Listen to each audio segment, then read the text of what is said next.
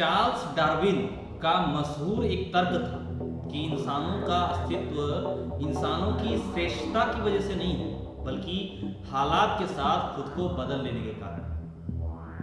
उनका मानना था कि सबसे मजबूत या सबसे बुद्धिमान जीव नहीं बचे, बल्कि वह जीव बचे जिनमें बदलते पर्यावरण के साथ खुद को बदलने की क्षमता थी।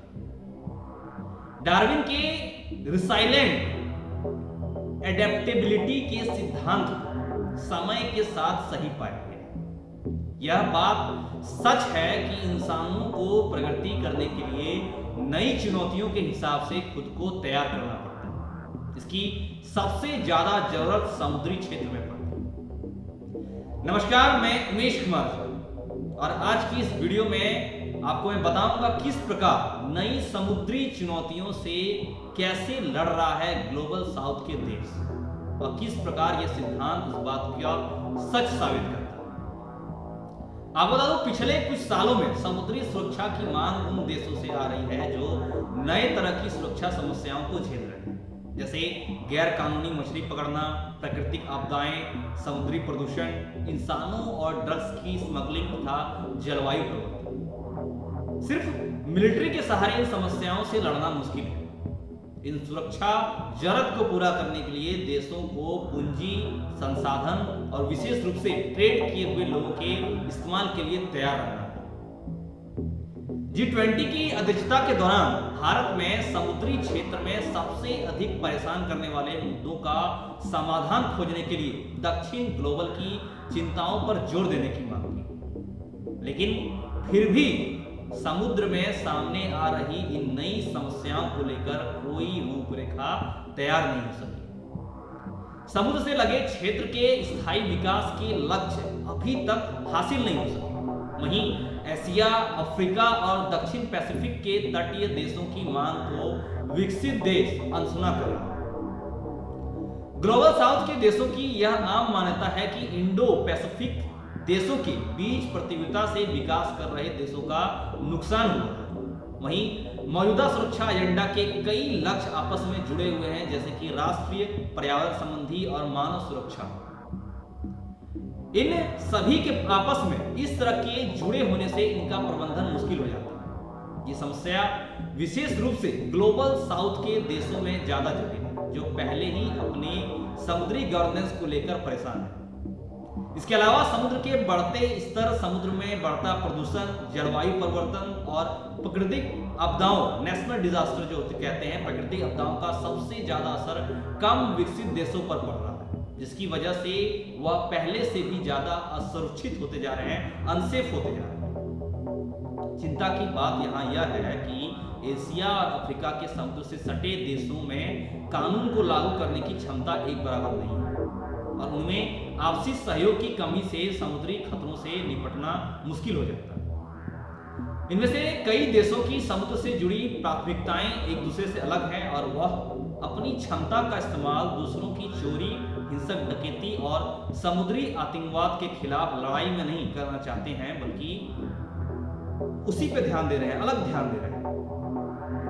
कुछ देश इसलिए भी आपस में सहयोग नहीं करते क्योंकि वह विदेशी एजेंसियों पर आश्रित नहीं होना चाहते।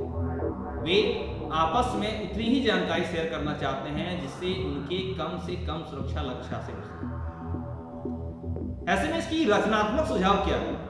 आपको बता दूं, समुद्री सुरक्षा सिर्फ कठोर मिलिट्री कार्रवाई या कठोर कानून लागू करने तक सीमित नहीं है। समुद्री ताकत से न सिर्फ समृद्धि तेजी से बढ़ती है, बल्कि लोगों की इच्छाएं भी पूरी होती हैं। समुद्र एक बड़ा माध्यम होता है।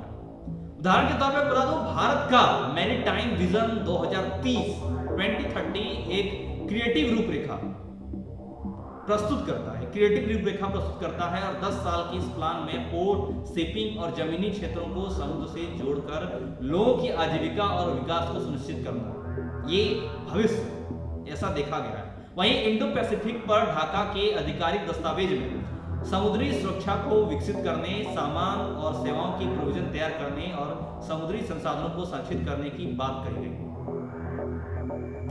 अब सवाल यहाँ यह है कि दक्षिण समुद्रों में यह काम कितना बड़ा हो जाता है, इससे इनकार नहीं किया जा सकता है।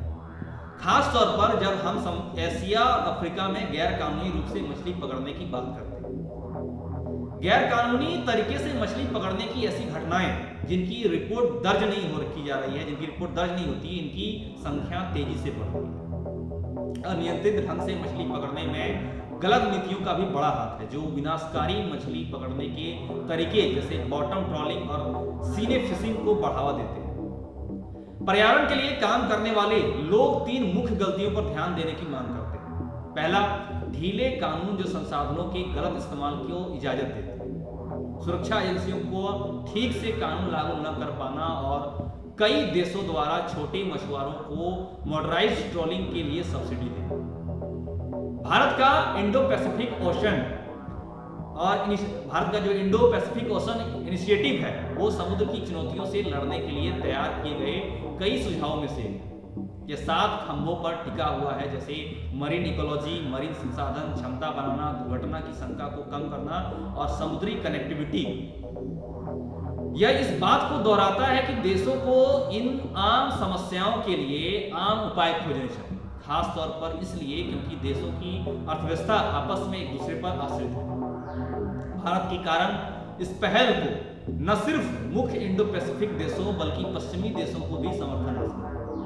कोई आम सहमति ये नहीं है, फिर भी एक आपसी सहयोग वाली रणनीति को लागू करना चुनौती भरा है, क्योंकि इसके लिए समुद्री एजेंसियों को न सिर्फ एक दूसरे के साथ काम करने के तरीके को सुधारना होगा, बल्कि खुफिया जानकारी को आपस में बांटना और नियम आधारित आदेशों पर सहमत होना।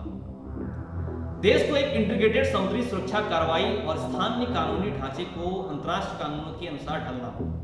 कई देश ऐसा नहीं करना चाहेंगे क्योंकि उनके लिए अपनी संप्रभुता यानी सोवरेनिटी और रणनीति आजादी ज्यादा महत्वपूर्ण है। और ऐसे में कोई आश्चर्य की बात नहीं है कि ग्लोबल साउथ में आम सहमति अभी नहीं बन पाई। समुद्री खतरों से निपटने के सहयोगी सुरक्षा ढांचे पर अपने रुख के बावजूद कई समुद्र से सटे देश किसी ठोस कदम को उठाने में सुस्ती दिखा है। यह नई समुद्री सुरक्षा से जुड़े विरोध को दिखाता है। विकासशील देश जिन आम समस्याओं के लिए रचनात्मक हल चाहते हैं, उन्हें अपने राजनीतिक और रणनीतिक कारणों से अपना नहीं पाते। एक आपसी सहयोग वाली रणनीति को लागू करना चुनौती भरा है, क्योंकि इसके लिए समुद्री एजेंसियों को न सिर्फ एक दूसरे के साथ काम करने के तरीके को सुधारना होगा, बल्कि खुफिया जानकारी को आपस में बांटना और नियमित आधारित आदेशों पर सहमत होना होगा। तब जाके इन समस्या का समाधान मिलेगा और इन चुनौतियों से सही मायने में लड़ पाएगी और अच्छे रिजल्ट मिलेंगे। आज की इस वीडियो में फिलहाल इतना ही। आगे आपसे फिर मिलेंगे कुछ नई और अच्छी कहानी के साथ, अच्छी खबरों के साथ, और हमारे साथ यूं ही अंत तक बने रहिए। धन्यवाद। जय हिंद, जय भारत।